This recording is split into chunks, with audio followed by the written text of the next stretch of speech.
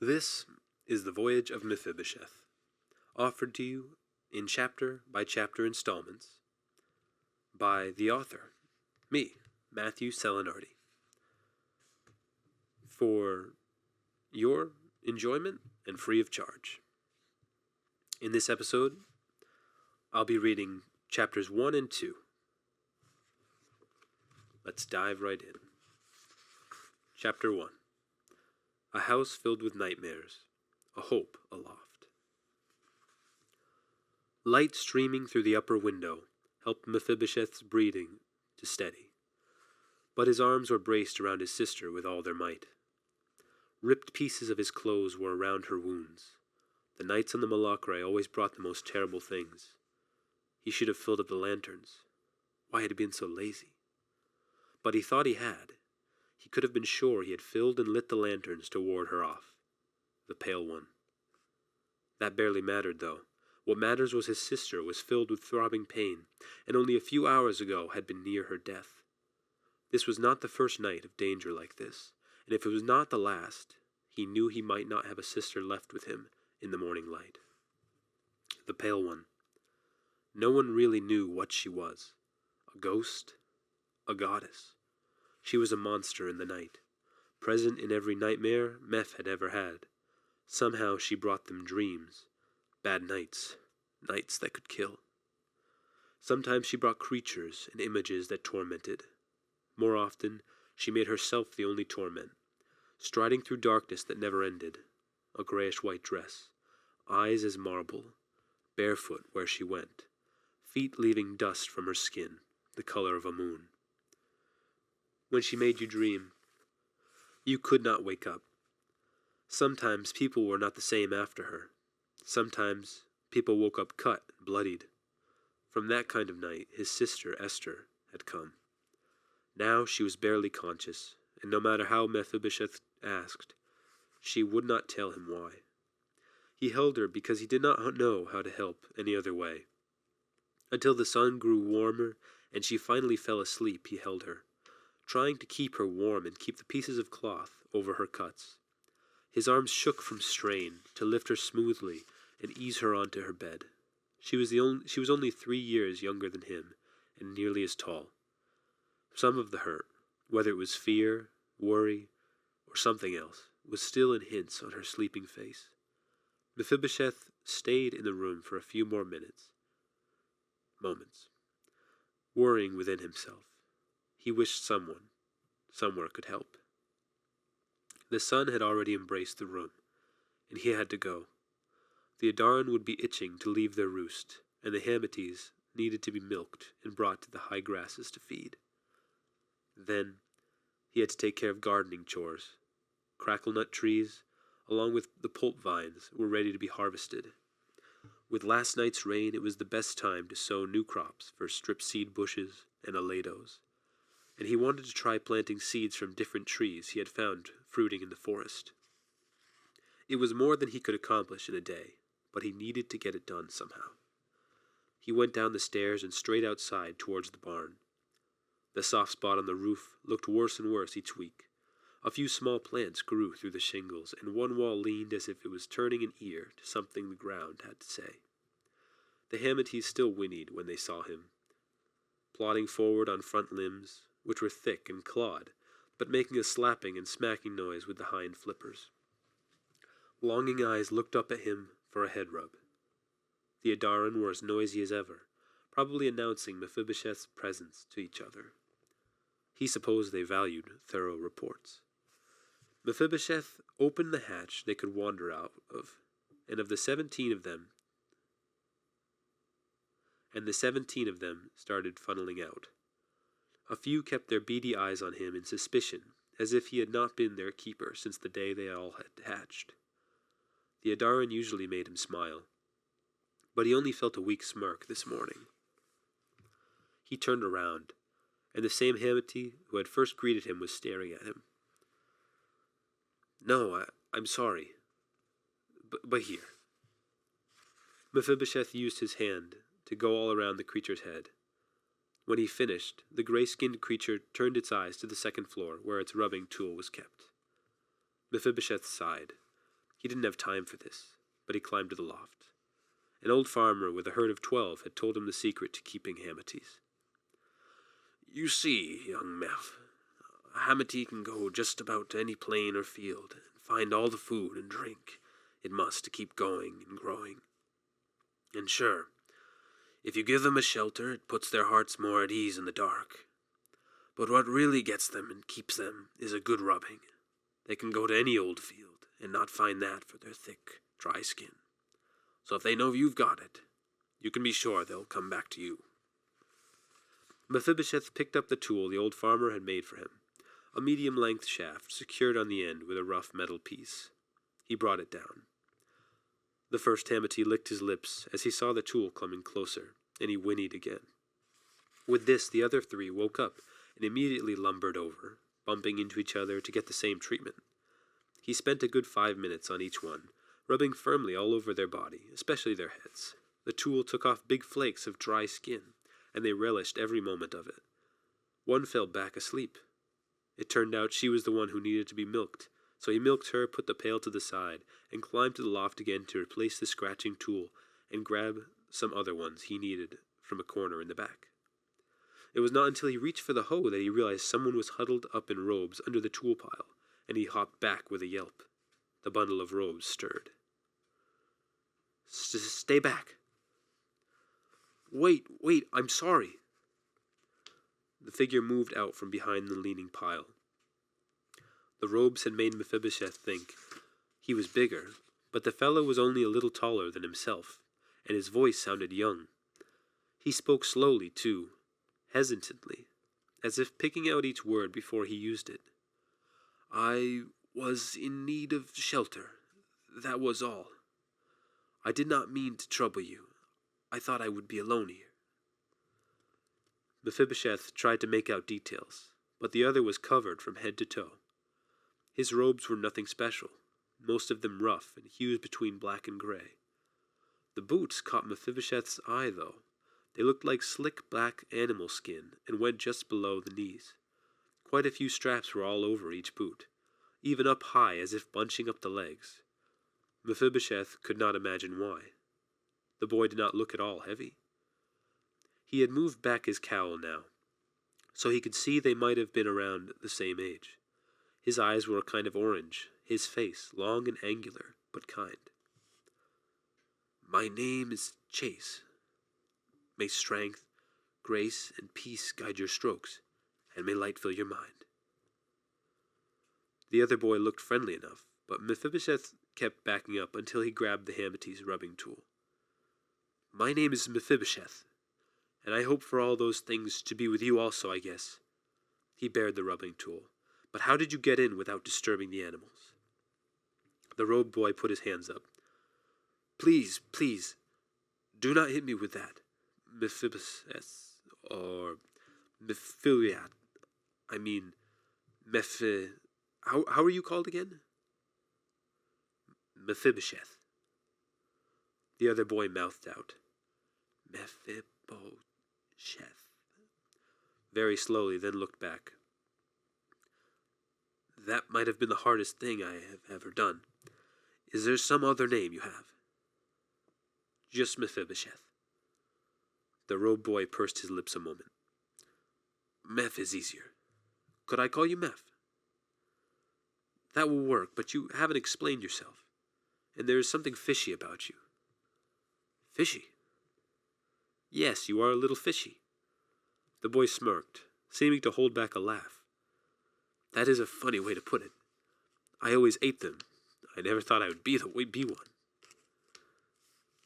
Anyway, Meph, would you believe me if I told you I was quiet enough to go past them?"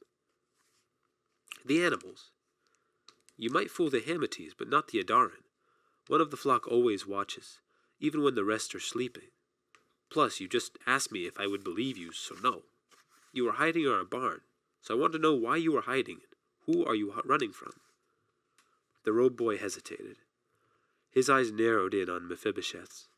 His jaw set in, as if he was about to say one thing. Then his eyes turned down, and his expression softened defeatedly. "I should not have hidden here. I don't want to involve you in what I am turned into. and I know I don't deserve this. Meph, but would you do me a favor?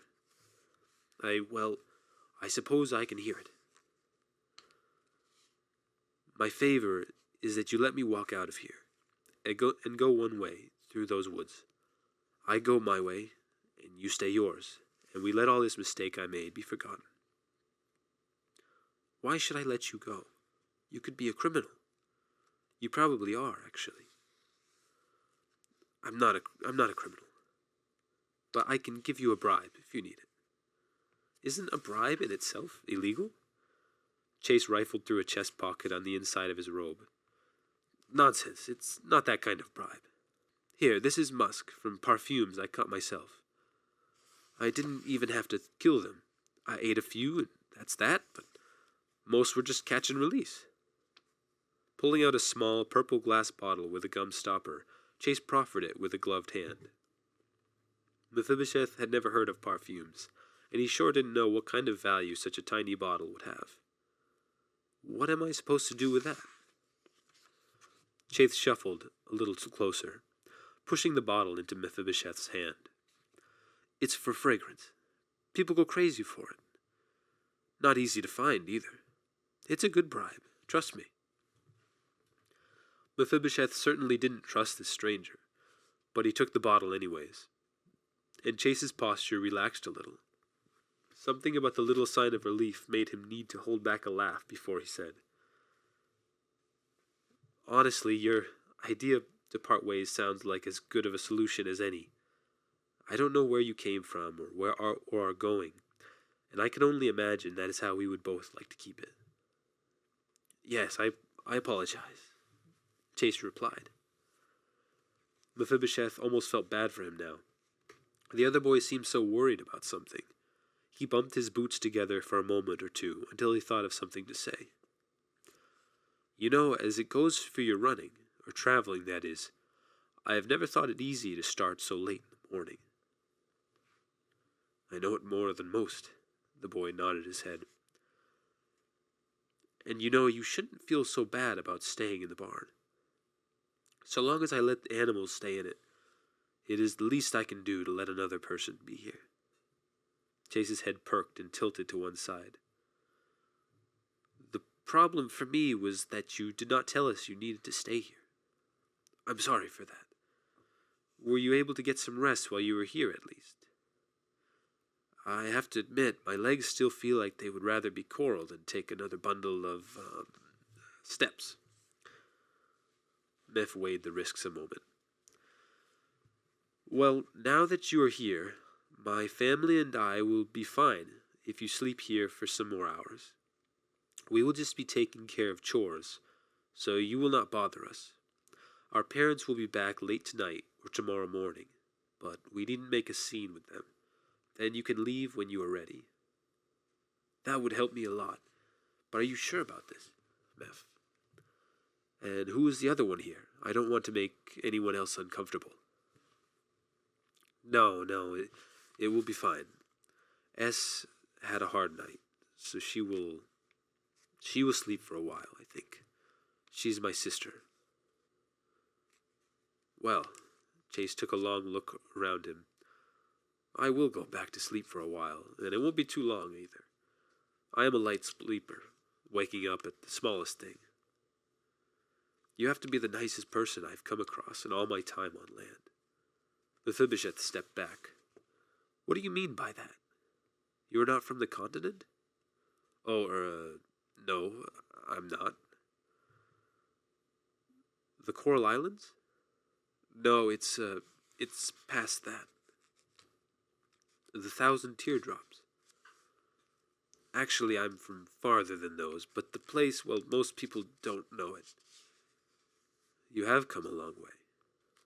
Yes, it has been a pleasure to meet you, Mephibosheth. Chase cleared his throat. Pleasure to meet you, Meph. Mephibosheth was already picking up the tools he needed for the day, lost in his few memories of seeing maps of the world, trying to recall what could be past the teardrops. He hardly noticed Chase had suddenly become very guarded. Just before he was about to climb back down from the loft, Chase's voice said after him, I will see you in a little while, then, Meph. Yes, see you in a little while. Sleep well, he replied absent-mindedly. After talking with the stranger, he wasn't concentrated on here and now. He wondered at what mysterious story Chase had to have needed shelter in the barn. He brought the Hamites out to graze, but kept all the animals and himself near the house today, carrying an old rusty knife that looked menacing, just in case this character was less trusted than he thought. He sweat and burned as he worked the ground in the gardens, but he didn't mind. The majority of his focus was recalling what could be past the 1,000 teardrops. Just as hard as his back and arm muscles strained, Mephibosheth exerted his mind, compelling it to bring up every memory he had of maps of the world, and the men and women who had knowledge of them. He had to admit, he had always focused on the different landmarks the maps showed of the Malacre itself, the great cities filled with thousands upon thousands of humans and the Mien, the great peaks in the center of the continent rising higher and higher through the clouds, until they were so high they could not be climbed, the splitting rivers, the icons of the forests, plains, and the lands of the rocky plateau. The few times he asked about the vast world sea and the droves of islands, the adults had been cross with him, usually stern or angry. There be monsters too various to count or contend, and curses follow those who float across those glassy waters. If that is not enough for you, boy, there is the sea itself, which no man can stand against. Those waves do not humble no man, and any who try to keep their pride can be pummeled down to no more than flotsam and jetsam. You stay away from it, boy. The sea. You would dread to go on it, young man. It cannot be known. It cannot be controlled. If you try to find a path through it, it will be the one who makes your way. I tried to dip into it, to get a taste of its benefits, but it pulled me in, coming all around me. It leaves no one the same.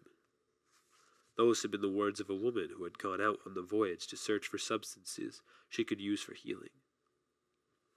What was even more confusing were the differences in every world map he had seen. Whole archipelagos were offset between the interpretation of one mapmaker and another, as were the boundaries of just how far across the paper the waves went. Some maps had storms and cyclones drawn as if such tempest permanently lives there, and others had arrows implying the directions of currents. Names of locations were sometimes spelled variously, and other things like curses were drawn over certain sea areas. But against all this, there was the song of the plants. There was something deeper in the whispering of the grass. The flowers sighed, and there was moaning along with the creaking and groaning of the trees. He used to go off looking for his father, and he never found an embrace, but the song of the plants pulled him in. It was a harmony that could be as happy as laughter, as sorrowful as tears, and Mephibosheth would never have understood it if not for being a song made of more than noises, but the very moods of the plants seeped into him as he listened. This never-ending song would darken with every southern or eastern wind, as if the trees were both infuriated and sad with the scents the air carried over them. But when humid gales from directions of the sea spread around, nature would become tranquil like the cradle of a baby. When the days were so thick with moisture, Mephibosheth could sweat just by standing. His mind was flooded with visions of places he had never known, and the feeling of something else passing around him even cleaner and more refreshing than the wind. Their song, the one that played over and over in 100 different forms, was because of the sea. He knew it was somehow, even though the smallest plants joined the harmony, and Mephibosheth knew they could never have grown there. They melodized about it. In those beautiful moments when the sun was strong, but not dry and merciless, they showed their richest of fruits, seeds, leaves, and spores, as if taking it all out of hiding just to tell him something. When the north and western air came, a wilted flower would bloom more vibrant than before. A bruised reed would not be broken, and driblets of liquid came out of some trees, sweet as nectar. In this way, Mephibosheth spent the rest of the day, doing his work, but barely thinking about it. Villagers had warned of the dangers of the vast waters, the unforgiveness of the waves, the countless monsters contained in them, and the many who had ventured into the oceans of the world and never returned. People close to him even made him remember his grandparents. Not his grandmother, living in the plain city of Quiln, or his grandfather across the Malacre's northern coast. No, they made him remember his mother's parents who had gone out to sea, one after the other, and never returned. He tried to get himself to stop thinking about where this chase might be from, but that only made it more impossible. His mind swam in all the map memories until he eventually recalled a smaller string of islands, only a few maps listed, called the Farthest Shores. A sun shower came, splashing over his hot skin. The beckoning reached out from all that was green around him. He wanted to know, needed to know, nearly as much as where his parents had gone, what made the plants sing again and again. When the sun was coming down, he was cutting back the pulp vines so they would be primed for another fruiting. 2 full baskets of pulp fruit were by his side. He yanked all the branches he had cut and hefted them out into the woods. Then he picked up the baskets without missing a step and ran to the barn to talk with Chase. With it so hot, the Adaran were already roosting, and the Hamites were already sleeping, so Mephibosheth kept light-stepped and scurried up the loft ladder. There was no door, but he knocked on the outer wall of Chase's room. "Hello, Chase. Can I come in?" he whispered. No answer. He peered around the wall and could not believe it, but the other boy was still sleeping. He thought he remembered Chase saying he was a light sleeper. He sneaked in and made a pile of pulp fruit a few paces away from his bundled-up form, then slipped down the ladder and out of the barn. As he was about to enter the house, he realized the outside lantern was in pieces on the ground. That must have been why his sister had such a terrible night the night before. It must have been the wind, but he had not thought the gales had been that strong. Placing one basket on the cobbled stepway, Mephibosheth opened the door. "Meph, is that you?" came Esther's voice from inside. Meph, for in truth that was the name he had most often been called, since his sister could talk, stepped up over the threshold of their home, grabbed the other basket, and let the rickety door close behind him. "Yes, it is me, Esther. How are you feeling?" He walked with his harvest towards the kitchen where her voice sounded from. The floorboards of the thin hallway creaked under his steps. Many of the wood's edges and knots were smoothed over from many years of use. "I'm okay," she said softly, as he shimmied out of his sandals and entered the cool-floored kitchen of multicolored stones and mortar. "You sound scared, still. Are you—" "Yes, I'm feeling much better." Meph was still not sure she meant it, although she added a smile. "I realized the lantern was broken. That must be why she got to you. Well, to us. I don't know of a way for us to get a lantern tonight, but I know there are still some candles and lamps left. I will keep those burning for us in each room. That," she hesitated, "that would help. Thank you, Meph." He looked at her and gave her a small smile. Then he realized what she was doing. "You picked the elados." She looked up from chopping and peeling the tough, shiny orange and yellow skin. "I am only sorry I did not wake up earlier to help you." "Thank you, S." "Nonsense. Just eat a few of them. You look about as strong as a piece of grass." "I do not," she snickered. Despite it, he took 3 and began chewing. "I didn't even see you while you were outside. Why didn't you come to say hello to me?" Esther turned away, scraping the peels and stems into a bucket for the Adaran, and said without looking at him, "I'm tired of being a bother to you." "Why would you think that?" "I don't know. I just did not want to get in your way. You should eat. I think I will go give these bits to the squawkers. Then I might get the storage room organized." She already had the bucket of scraps in her arms and was moving towards the kitchen door. Meph nodded and took another bite from an elado. He really craved some meat. He shrugged to himself. That could be gotten tomorrow. The last part of what Esther had said dawned on him, and he called after her. weakly chuckling to himself. You know, there's not much to sort in the storage room. He had just sat down at the thick kitchen table, but that made him remember he wanted to find those candles and lamps for tonight. He got up and spent longer than he wished to find 2 candles and 2 oil lamps.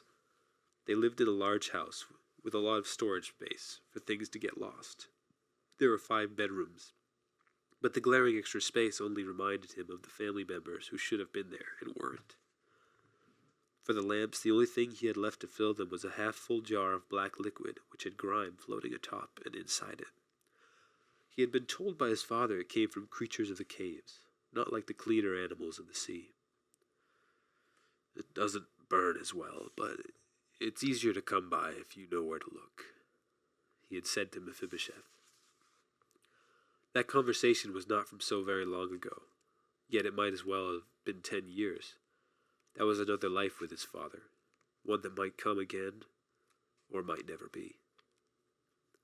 Filling the lamps, he lit them and brought one to the barn for Chase.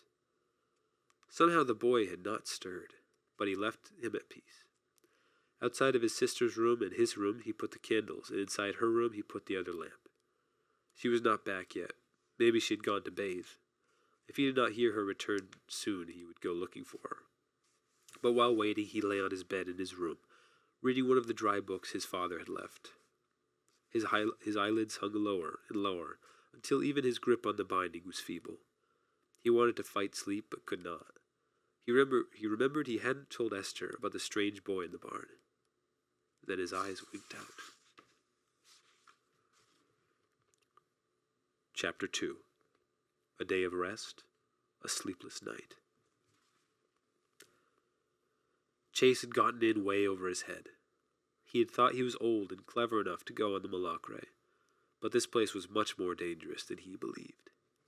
He had learned fear for the ears of the children of the Malacre, fear for their cunning and their ruthlessness. They could pick out his accent no matter how he tried to disguise it. He had been doing this thing called running for a day and a night before this morning in the small barn at his meeting with Meph. Thankfully his strides were longer and more efficient than any of his pursuers. He and his people had honed muscles the people here still did not know they possessed. But going that long almost made him pass out. It was a shame he couldn't have a place to float to recuperate his worn-out muscles instead of the loft above the stables. That would barely suffice. They really did not know what they were missing. Imagine a whole life without floating even once. But how could they be blamed if they had never been or seen where he had been? He had hoped to lead people back there so they could know and see and taste. Just being this dryness for a few months. Chase felt ready to faint. He could not imagine his whole life and then death. That was something he could not fathom. Whole lives spent without ever dipping in. Someone needed to tell them, to give them hope.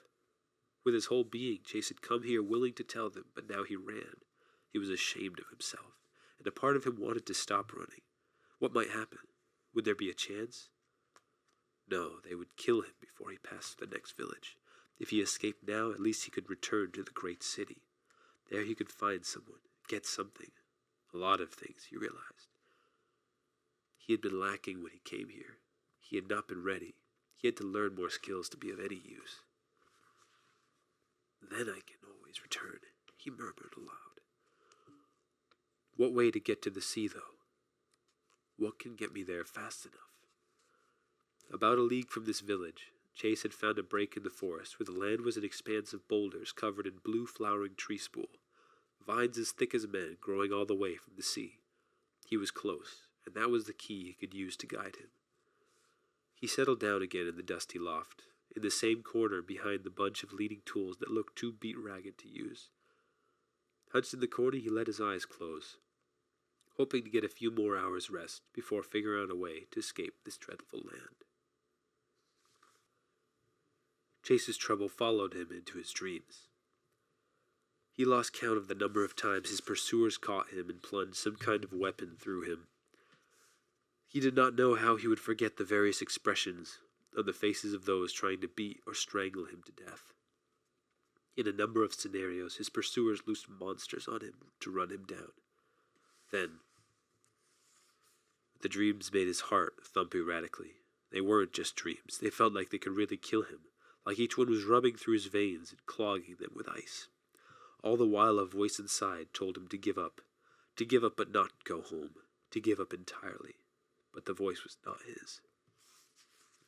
Somehow every one of these dreams seemed possible. Even the gray-skinned monsters did not seem like figments of his imagination, because this was not a dream Chase could wake up from. Behind the roar of the beasts being let loose on him, amongst the minions of the Malacre running their blades through him, face chuckling above the humane strangling him, was one, a woman clothed in a tattered gray dress, or robes, a woman with skin as pale as the moon, Elisir. The iciness seemed connected to her. He could not wake up. All he could feel were his numbed veins. No matter how he tried, he could not get out. He called for the only help he knew strong enough to break this. It was the one he called to every morning and every night, the one within the waves. He called again and again, using the name only a remnant knew. Help came. In his mind's eye was first the spear shaft, beset with a light of shifting colors near its head. The gang marauding him vanished like a vapor, and the pale woman was set back in the outer darkness of Chase's mind. Then the guardian herself treaded into view. Her living armor of rose quartz, citrine, and aquamarine reflected and expanded the light of the spear. Like when the light of the sun shines so fiercely behind someone or something, it is too brilliant to look straight at. It was hard for Chase to make out her shape. It was just as Chase remembered seeing her as a boy. Grace, help me. How will I find my way home without being caught? The guardian's voice spoke through his very senses. What moves in me is already moving in you, my friend. She smiled. Chase already felt peace over his body again. There is nothing I have which you might not possess, and there is no power on the Malacre able to harm you. He could not believe he had any fraction of the power she had. How could he do what one of the 7 guardians could do? Can't you send someone or something to help me? Suddenly, the one of rose quartz, citrine, and aquamarine began to laugh, then said, What moves in you has already provided your every need. This someone you ask for has already found you. Chase did not understand, but the guardian was still chuckling. His thoughts passed to her. Well, it must be very obvious if you are laughing about it. With her smile wide, she replied, Indeed it is, young one. The one moving the waves provides your every need. But you must wake up, Chase. You cannot be a friend to sleep. They need you. There is someone who needs you even now. Wake up, Chase. Wake up! Chase opened his eyes to the tool room, nearly black as squidding, but his special eyes sorted through it. An unlit candle had been placed in the room, but when he went over to it, he felt the wax still warm. Who had blown it out? He could sense no one else nearby. Thinking about what the guardian had told him, he went outside. The animals were already calmed by his presence, so they didn't fuss when he went past them and slipped out the door. Before looking around, his ears caught the subtle sound of weeping. He traced it to an upper window of the house, but the room was dark. He went closer. The weeping did not sound like meth. There was not a lot of moonlight, but when Chase was about 3 or 4 bounds from the base of the house, he realized the crying was from the shape of a girl, and she was holding a glinting blade pointed in on herself. Chase thought no longer on it. It was a low second story. He still had his boots on. From a quick run he hopped with his right limb to a small boulder, left leg to a bottom window sill, and launched upwards. His outstretched hands caught the upper sill, and he used his momentum to propel the rest of his body upwards. Before he was midway up, though, the rotted wood gave way under his left hand. Stuck in a point between dangling and falling, he hissed to himself, By it all! He hoped Meth's parents would not strap him for wrecking their house. Who knew how little time he had left to reach her? It was these cursed gloves. He used his teeth to take the one off his left hand, and it fell to the ground. He would have to conceal his hand another way until after this. He ripped into the old wood with his fingers, tough like coral, and pulled himself upwards. When his eyes were in view of the bedroom, he saw the girl had blood coming down her arms, tears down her face, and the knife was sliding across her chest. She winced in pain, and another female voice was speaking. It sounded like the voice was goading her onward, but it was too soft for Chase to make out the words. "No, don't do it!" Chase's boots were kicking, trying to find a foothold, and the girl stopped, looking brokenly towards him. Whatever the voice was, it picked up to a hissing whisper. The girl turned towards it again, and she had not let go of the knife. Suddenly, one of Chase's kicks broke through a siding board, and he was able to power up and in. The soft, sharp voice raised louder than ever, and the girl raised the knife. Chase leaped, grabbing the bloody metal before it reached her heart. He felt his hand sliced in the process, but he could pay no matter. The same pale woman who had been haunting his dreams was standing in a looking-glass as tall as he was. Without hesitating, he threw the knife. It slammed into the mirror with all his force behind it. For a blink of an eye, the woman and her frosty skin remained cracked and fragmented. Then the image, as real as Chase's own fingers, collapsed and crashed into hundreds of pieces of glass and silver. I hope you all enjoyed this first installment from the full-length novel, The Voyage of Mephibosheth. Hope to see you guys again real soon. Thanks, and God bless.